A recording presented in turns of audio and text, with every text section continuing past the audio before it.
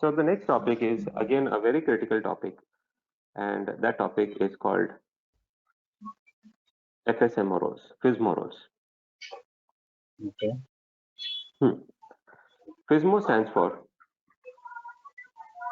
Flexible Single Master Operations. And this concept, I'm going to explain to you a problem. For anything in IT, you always have to define the problem statement. If you know the problem statement, you will know the solution. So first let us define the problem statement.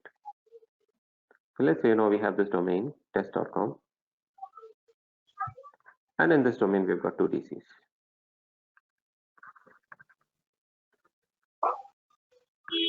Now you know that both the DCs are read write. What is the meaning of read? Yes, both the DCs are having the same amount of writes. You can make changes over here, they'll replicate over here. You can make changes over here, they'll You can add replicate over here. client, you can add users, you can add views. This is where the challenge is. This is where the problem is. It is you reporting to two managers actually. This is manager 1, this is manager 2. What happens when you report to two managers? Problem, no? You don't know whom to listen to. That is why managers have different designations, isn't it? There'll be one manager of IT, another manager of sales. Let me take you through this. Let me do a command from CMD, and I will do a who am I space / all.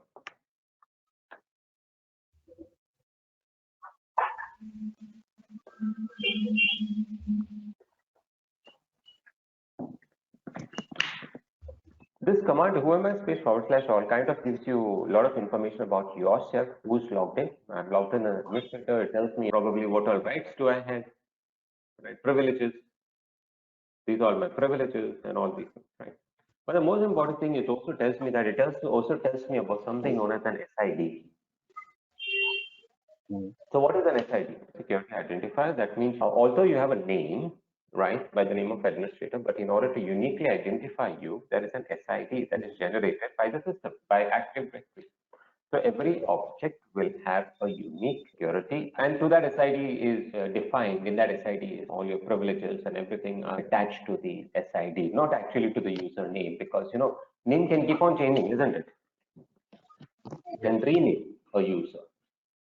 Similarly, in your office, you have your name and you also have your employee ID, isn't it? Yes. Why do they give you an employee ID? They give you an employee ID because two people can have the same name. Yeah. So the employee ID actually identifies you. So in that same way, when a user is created in Active Directory, he has to be given an SID.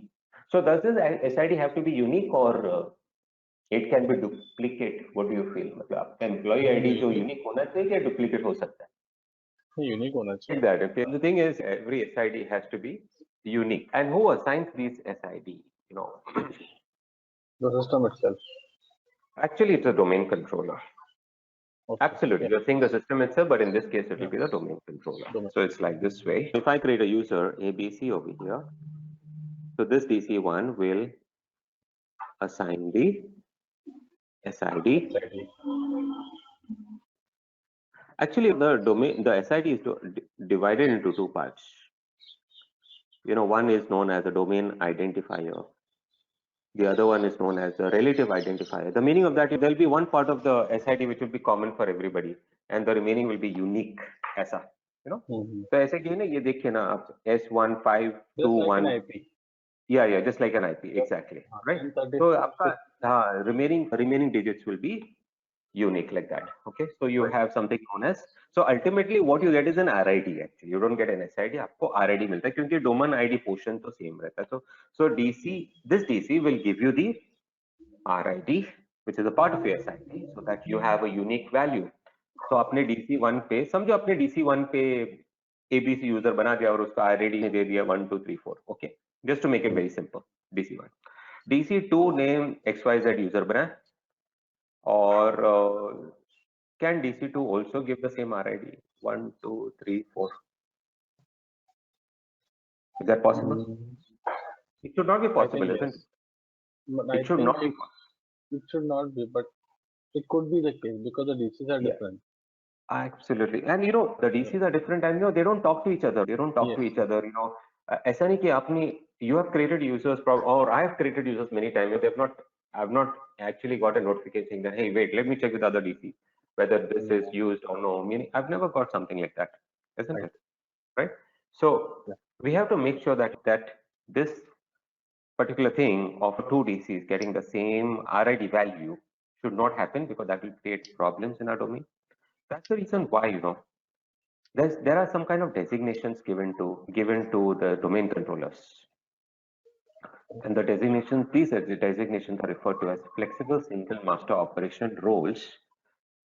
It means that this DC1, in simple terms, will be known as somebody known as a RID master. The job of the RID master is to generate They are ready. a pool of IDs. एक pool बनाता है, okay? और pool में क्या करता है ना, एक pool बनाता है 1 to 500 वो अपने पास रख देता है. वो बोलता है मुझे अगर यूजर बनाना है तो मैं इसमें से बनाऊंगा, मैं इसमें से आईडी जनरेट करूंगा. Then it creates another pool, 501 to 1000, and gives it to whom? DC2. So when DC2 has to create a user, it will create a user from this pool. And the moment this pool gets depleted, DC2 will again contact the RID master and say, hey, my pool is depleted. Please give me a new pool. I got a question, Michael. The thing is, the first DC that's created, does it automatically become the RID master? Yes. That's what it looks like here. Yes, So yes. all the other DCs, let's say the DC 8 and 9 will also go to the DC 1 and then ask for, run out of IDs, so please give me. Yes. Correct. So all of them by default will become the RID master. No, not all of them. Sorry, I'm so sorry. Yeah. I was not paying attention. Meaning only the first DC. I am paying attention. Yeah. Only the first DC will become the RID master. All of them cannot become the RID master. If all of them become the RID master, problem हो जाएगा. Yeah, that is good. You got my statement. That's good. You got my statement. That means you're paying attention also. So the first DC by default becomes the RID master. The others are not. The others just have to listen to that person, whatever he says. So what does the RID master do? RID master generates a pool of IDs and gives it to all the other domain controllers. And I'm sure it must be populating IDs for itself and then giving it to the DCs as well.